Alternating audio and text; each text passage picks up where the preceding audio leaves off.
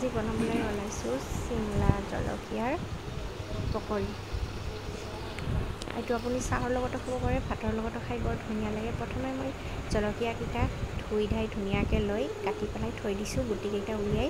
আৰু ইয়াতে মই লৈছোঁ দালি চাউল গুড়ি কৰি মিক্সিত মিহিকৈ, তাত দিছোঁ নিমখ, হালধি গুড়া, জলকীয়া গুড়া, ধনিয়া গুড়া, জিৰা গুড়া অকণমান দি পেলাই এইখিনি ভালকৈ মিক্স কৰি লৈ লৈছোঁ।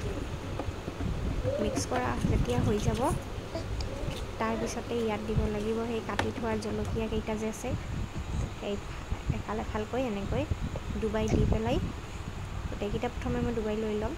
তাৰপিছত কেৰাহীত তেলটো গৰম হৈ থাকিব আৰু এইটো গৰম হোৱাৰ পিছত মই ঢালি দিলোঁ এটা এটাকৈ